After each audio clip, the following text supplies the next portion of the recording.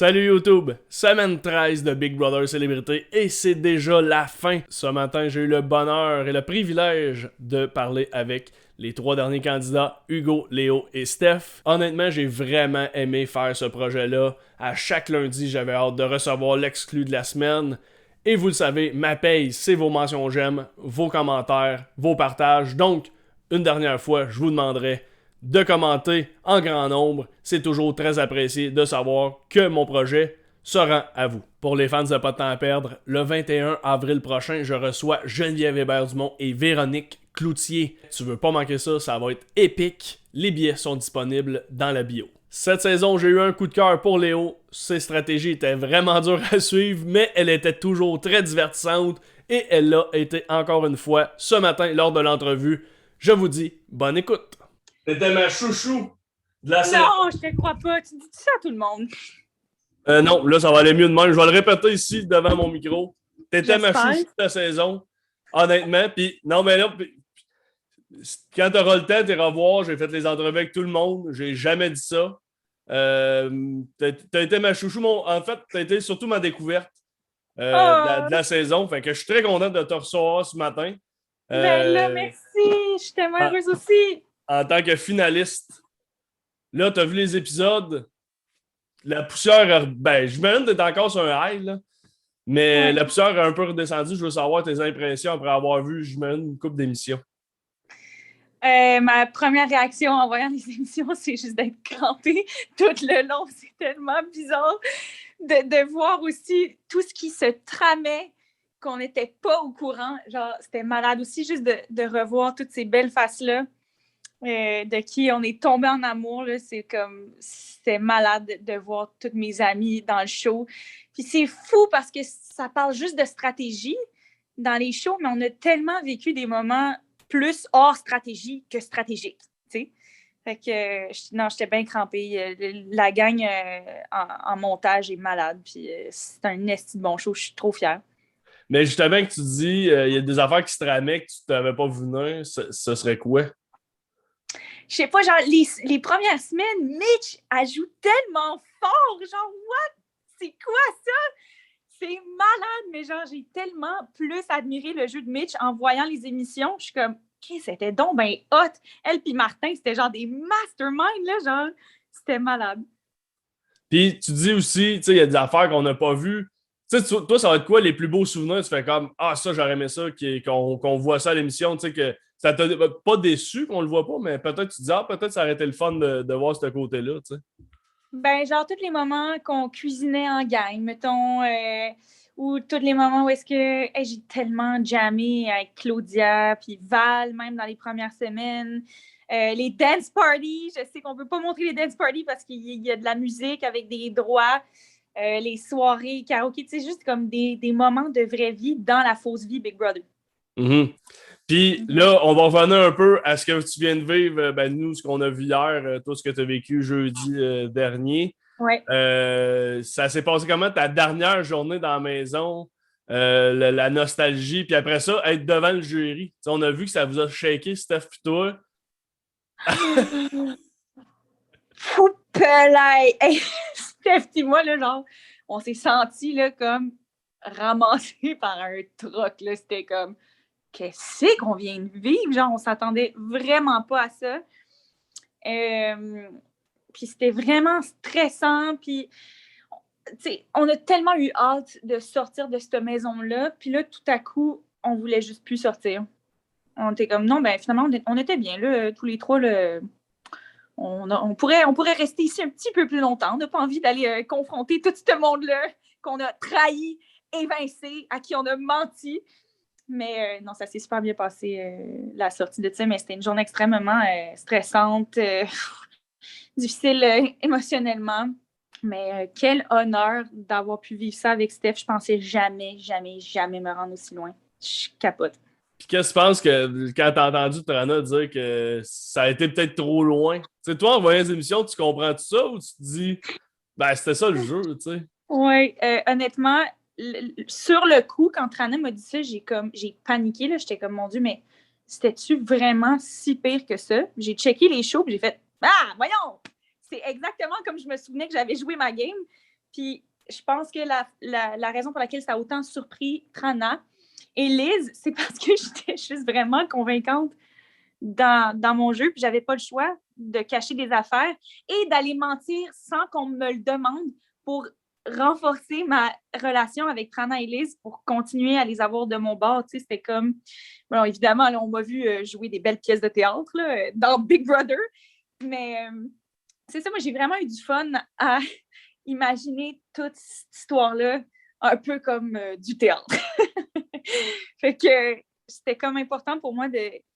Même si on ne me posait pas de questions, parce que c'est vrai qu'il y a des bouts où est-ce que... Puis même Chloé, elle me disait, tu sais, attention à ta réaction en ce moment, il faudrait que tu ailles jouer ça pour que les filles comprennent que tu es de leur bord. Fait que 1, 2, 3, go. T'sais, fait que là, je me mettais dans le mood, puis là, j'y allais. Mais c'est ça. Puis ce qui est tricky aussi, c'est que j'étais vraiment comme alliée avec tout le monde dans la maison. Mais c'est grâce à ça que je me suis ramassée jusqu'au top 2. Mais à chaque fois, pas à chaque fois, mais la plupart du temps, quand je regardais quelqu'un dans les yeux et que je disais « je suis avec toi à 100%, ben je le pensais pour de vrai. Mais je suis une girouette qui change d'idée à chaque 2 secondes parce que je veux faire plaisir à tout le monde. Puis le lien que j'ai développé avec ces personnes-là est tellement vrai et profond qu'à un moment donné, moins il reste de monde, moins tu peux respecter ta parole. Puis il faut que tu fasses des choix. Fait que là, moi, j'ai comme fait « OK, ben la seule affaire concrète et constante sur laquelle je vais m'aligner, c'est mes 2 non-dits de Gryffondor qui restent, puis je vais baser ma game au complet là-dessus. Mais à un moment donné, tu vois, j'ai joué plus avec mon cœur la semaine 10 quand j'ai écouté Trana, puis que je voulais faire hey, fuck l'alliance de 5, si on va tous se tirer dessus la semaine prochaine de toute façon. Puis Trana, je l'aime, puis depuis jour 1, j'ai un coup de foudre avec elle. Fait que j'ai été remplie de doutes, mais je me dis, il n'y a rien que les fous qui ne changent pas d'idée, puis c'est sain de voir toutes les possibilités dans toutes les options. Fait que c'est ça. Puis j'ai demandé des questions sur Facebook au monde de vous poser. Puis il y en a une justement qui revenait. Ben, c'était vraiment tricky comme dans le jeu. C'était pourquoi justement ce move-là que tu as fait d'éliminer Martin quand justement vous êtes reviré contre l'Alliance de 5. Pourquoi vous ne l'avez pas fait une semaine plus tôt? Martin était patron, ne pouvait pas jouer la semaine d'après. Vous gardez Trana et Liz de votre bord, vous tombez 4 contre genre Hugo puis Martin. Mais Hugo t'aurais protégé toi puis Claudia là-dedans. Il aurait quand même visé Trana. Fait que là, tu te serais retrouvé comme. Mais tu sais, là, on parle techniquement. Est-ce que vous aviez pensé faire ce move-là, de dire ah, on garde finalement, puis vous sortez potentiellement la gagnante de Big Brother, tu sais, au final? Oui. Hey, mais c'est fou là, le nombre de red flags qu'on avait à propos de Steph et qu'on les a juste jamais écoutés. Là. Genre, ça, c'est un truc que Chloé et moi, on s'est rendu compte en checkant les émissions. On a fait « Oh mon Dieu, mais on avait raison d'avoir toutes les red flags! » tu sais. Oui, c'est sûr. Puis même à ma semaine de patronne, je me dis « Chris, j'aurais dû quand même mettre Martin sur le bloc, mais on aurait eu les votes pour sauver Martin. » Puis évincer Steph à la place parce qu'il y aurait eu Eddie, Claude et Hugo qui votent pour sauver Martin contre Trana et Liz qui votent pour voter Steph. Steph serait parti. On aurait eu des petites explications à faire, mais en même temps, on pouvait toujours justifier ça sur on a fait un deal avec Martin, il nous a protégés à la semaine 6 quand il était patron. Puis moi, j'avais toujours l'argument que pour Hugo, c'était important que Martin reste. Puis moi, j'étais proche de Hugo. Fait que je me dis, j'aurais dû quand même backdoorer Martin, mais qu'on le sauve avec les votes. Comme ça, j'aurais respecté ma parole d'avoir mis Martin sur le bloc, mais en même temps, il y avait quand même un danger que Martin quitte s'il se ramassait sur le bloc parce que Claudia était vraiment aussi des 2 bords, pareil comme moi. Puis Trana, là, quand elle nous parlait, là, Trana, quand elle parle, c'est comme tu as le goût d'aller conquérir le monde avec elle. Moi, en tout cas, c'est comme ça que je me sentais. Puis c'est toujours les discussions avec Trana qui me faisaient me revirer de tout bord, tout côté, parce qu'elle est extrêmement convaincante et elle est tellement dans mon cœur. Puis je voulais être là pour elle. Mais je voulais être là pour tout le monde, mais tu vois, c'est un autre problème. Fait que j'ai vraiment appris pendant Big Brother que peu importe la décision qu'on prend dans la vie, ça ne pourra jamais faire plaisir à tout le monde. Puis il faut juste l'accepter. Puis c'est la vie. Puis justement, tu sais, vous avez traîné Steph, vous l'avez rentré dans votre alliance quand c'est elle qui a pété un peu votre alliance à la semaine 6. Comment ça s'est passé, ça? Ah ben, on va faire confiance à notre ennemi. Oui, moi, je suis vraiment plus de cette école-là. keep your friends close, but keep your enemies closer. Moi, je voulais être certaine que ça réarrive plus jamais que Steph nous cible. Évidemment, c'est arrivé encore, pas grave. Mais je me disais, moi, ça a bien tourné pour moi, finalement, de garder Steph. Puis j'ai adoré jouer avec elle. Puis c'est que je l'admire tellement. Puis je voulais être capable de faire des moves plus stratégiques, de tasser le cœur, puis de juste penser avec la tête. Steph, c'est la pro de ça. Elle est incroyable. Puis pour le montant d'empathie qui fait d'elle l'humain qu'elle est, c'est incroyable qu'elle ait été aussi bonne à garder la tête froide et à faire des moves stratégiques. Fait que non, pour moi, c'était comme un honneur, genre, de travailler avec Steph. Je voulais vraiment vivre la Steph experience, là, tu sais. Puis un autre que t'as traîné tout le long, puis à la fin, vous avez un peu, pas regretté, mais dit, coudonc, on y a-tu donné une free ride là, jusqu'à la fin? Mais parle-moi d'Hugo un peu, tu sais, tout le parcours, tu sais, de comment il était, parce que nous, ben, les dernières semaines, on l'a un peu plus vu parce que vous étiez moins dans la maison, mais nous, la perception, puis vous autres, toi puis Steph, qui disiez, ben, avec le recul, quand j'ai entendu le jury parler de Hugo tellement bien, là, j'ai fait, OK, oui, Hugo aurait potentiellement pu gagner aussi devant le jury. Mais nous, quand on faisait juste écouter les émissions, j'étais comme, mais pourquoi Hugo gagnerait? On le voyait pas. Tu sais, pour en tout cas, le public, je pense pas qu'il gagne le coup de cœur du public. Ça, c'est impossible. Je m'excuse, Hugo, à qui je vais parler tantôt, là, mais c'est impossible. On l'a aimé, mais tu comprends, c'est... Qu'est-ce qui se passait que Hugo était aussi charismatique puis tout le monde voulait être son allié, tu sais? C'est ça, l'affaire, c'est qu'on ne l'a pas vu à la télé parce qu'on voyait vraiment plus les discussions comme stratégiques, puis les challenges, puis tout ça. Mais Hugo, c'est vraiment comme une des personnes les plus incroyables dans la maison. C'était tout simplement qu'il était à l'écoute de tout le monde. Il était tout le temps là pour tout le monde, puis il y a comme une espèce d'aura lumineuse qui fait tellement de bien aux gens. Puis sa game sociale était... Bon, là, je vendais ma salade à mon speech final. J'ai la game sociale la plus forte. Mais pour vrai, c'est Hugo qui a eu la game sociale la plus forte. Puis, il y a vraiment une game clean en termes de mensonges. Il n'y a jamais eu à mentir à personne dans l'aventure, en plus d'avoir pu être là puis à l'écoute pour chaque personne dans la maison. C'était vraiment juste comme quelqu'un qui faisait du bien. C'est une présence qui fait du bien. Vraiment. Puis là, je te parle d'un paquet de sujets. C'est la première fois que je fais des entrevues puis que le show est fini. D'habitude, on a le petit thrill de qu'est-ce qui va se passer. Là, c'est comme OK, là, tout s'est passé. Fait en revenons sur des détails. La semaine où tu as été patronne, c'était-tu voulu de gagner ou tu dis c'était vraiment voulu que tu gagnes pas, tu sais? Il fallait pas que Techniquement, il fallait pas que je gagne, mais avec du recul, je suis comme si mon instinct m'a poussé à gagner le challenge, c'est parce qu'en quelque part, il fallait que je le gagne, ce challenge-là, parce que de ce que j'ai cru comprendre, Claude et moi étions encore la cible de ben du monde. Puis je les comprends. Non, il fallait pas, techniquement, je pensais foncièrement qu'il ne fallait pas que je gagne ce challenge-là. Mais genre, c'était tellement mon rêve d'être patronne dans Big Brother, genre avant de rentrer, là. Moi, je voulais être patronne, genre semaine 1, puis foutre la merde. Eh boy! Aurais-tu été capable, avec le recul, de dire un peu à la Mitch, mettons, comme un peu ce qu'elle a fait, tu sais? Ah oui? C'est ultra baptisant. Une fois que tu deviens patronne, c'est comme, OK, je veux plus là, cette responsabilité-là, je veux plus le faire. Tu sais, c'est comme, t'es dans pente pour faire la première descente du Goliath, puis là, tu regrettes d'être embarqué dans le wagon. Mais non, c'est ça. Puis en plus, les patins à roues, puis comme le disco, j'étais genre, c'est mon challenge, là, fuck off, si j'y vais.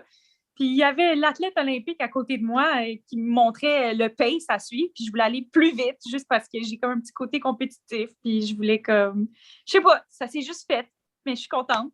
Ça a bien tombé que ce soit moi la patronne disco. Ça, c'était le plus bel addon. Vraiment.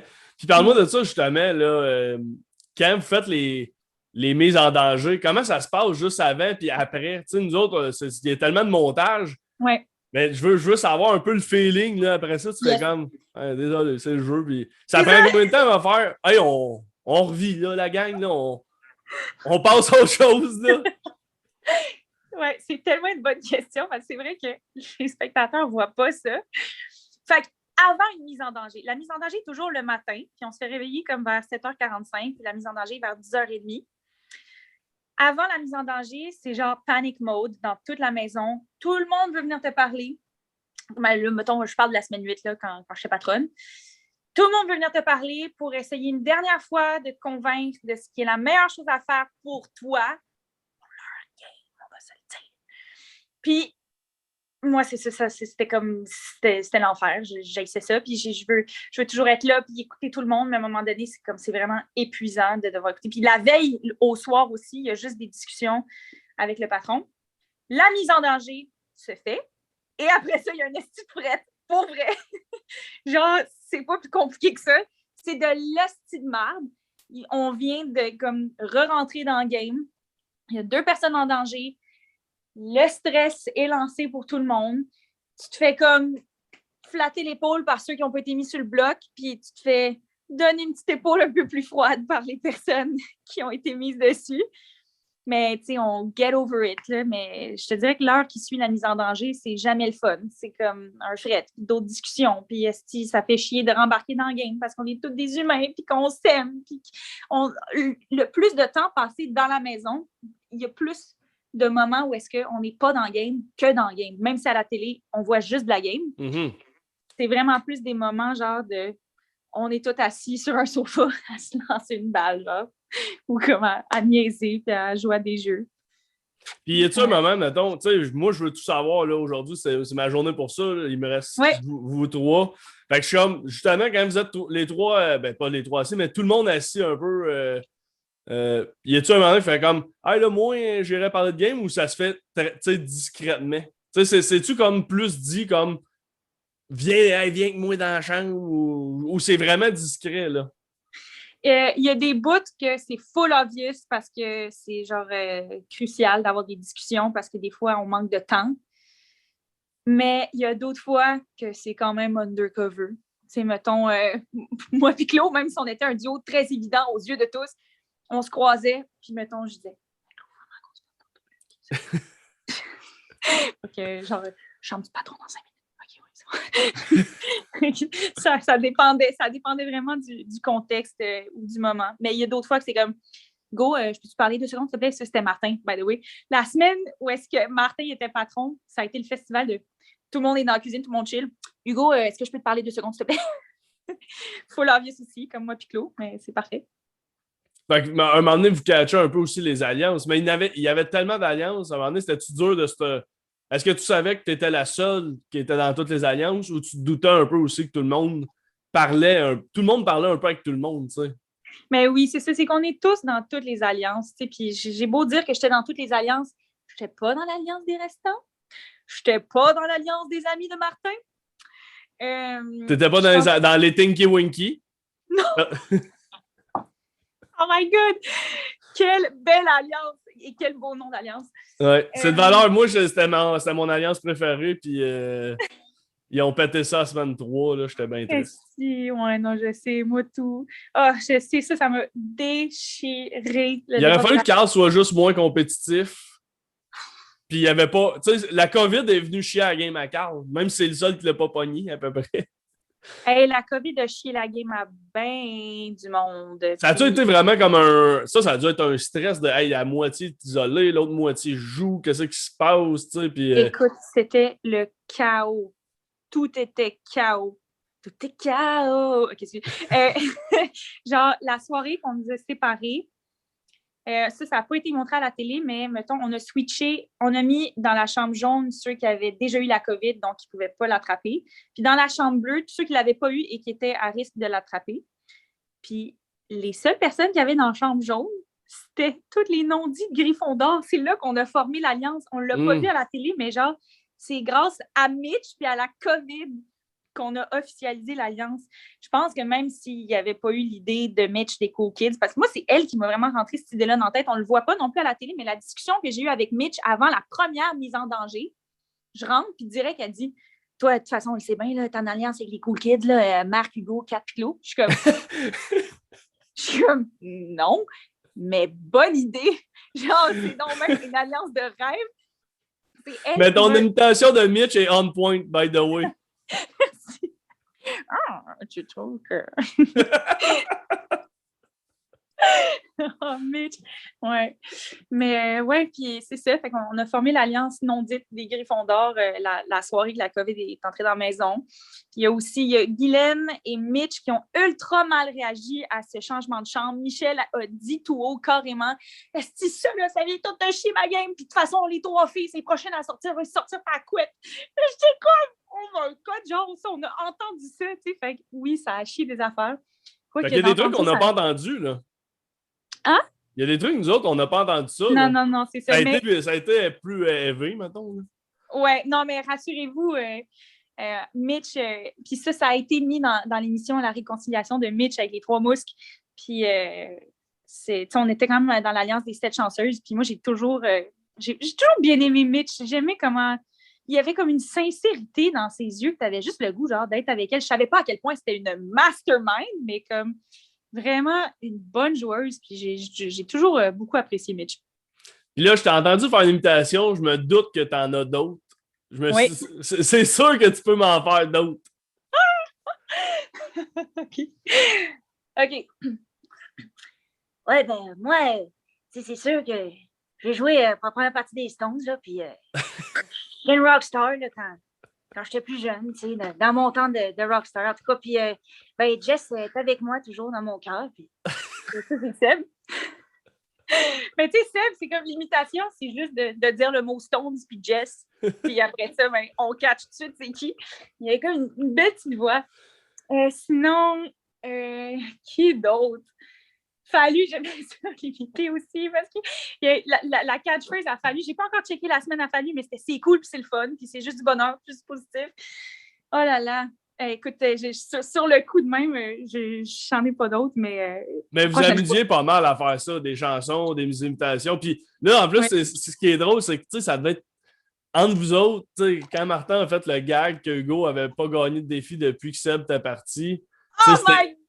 C'est tellement hilarant parce que même moi, il a fallu que je rewind. Ah oui, Seb, tabarnak. C'est triste, mais la première personne qui quitte, on t'oublie, là. La première semaine, on fait « Oh, c'est triste, on aurait aimé ça la découvrir. » Tu sais, c'est tout le temps une personne, l'année passée, Geneviève, on aurait aimé ça avoir plus longtemps.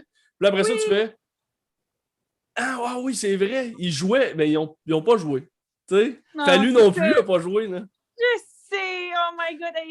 Fallu, en plus, là, il a vraiment été excellent. Là, genre, ça a dû tellement être éprouvant de rentrer dans une gang qui venait juste de créer un écosystème. Puis une semaine à Big Brother, c'est genre 1 mois dans la vraie vie. Là. Fait que ça filait comme 1 mois.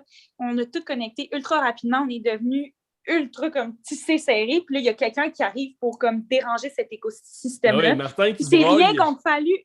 Oh, et Martin, il a cassé. Martin qui broille en disant « Je connais ce monde-là depuis une semaine. » Il se met à pleurer. Non, je sais, ça n'a pas de bon sens. Puis on n'avait tous jamais vu Martin de même. Puis c'était comme. Mais Fallu a vraiment, vraiment fait une belle job. Puis s'il était arrivé à la semaine 1, foutu COVID, là, qui a fucké la game de ben du monde, ben Fallu, c'est juste à cause de la COVID. Parce que s'il avait été là dès le début, il aurait probablement été dans l'alliance des mecs comiques. Puis il aurait clenché ça. Puis Hugo n'aurait pas été là, tu savais. Ben, il vous l'a sûrement dit. Oui, c'est ça, Hugo, il n'aurait pas été là aussi. C'est ça, c'est comme tellement de circonstances bizarres. Fait que la COVID a nuit à certains, mais aidé d'autres. Ouais. Non, c'est vraiment hot. Hey, pour vrai, je pense que j'aurais pu te jaser pendant genre 1 heure de l'aventure. Je trouve ça tellement le fun. Mais il va falloir que je te laisse parce que je sais que toi aussi, tu as genre 1000 entrevues, j'imagine, à faire. Oui, aujourd'hui. Fait que pour vrai, ce sera partie remise. On jasera de la game. Yes, tu as eu un super beau parcours, je voulais te féliciter encore une fois. Et je te jure que j'ai pas dit aux autres que ça avait été mes choix coup de cœur. Parfait, mais je vais aller écouter tous tes autres podcasts pour vérifier cette information. Parfait. Bon, ben, hey, à la prochaine. Salut. Ciao, Marc-Antoine, à bientôt. Et c'est maintenant la fin. J'ai vraiment eu beaucoup de plaisir à faire ce projet-là. Merci à ceux et celles qui sont venus écouter chaque épisode, qui sont venus faire leur tour, un épisode de temps en temps. Merci à ceux qui ont pris le temps d'aimer, de partager, de commenter. C'est très, très, très apprécié. Vous êtes ma paye. Merci pour tous les bons commentaires et j'espère vous retrouver pour une saison 3 de Big Brother Célébrité. Salut tout le monde!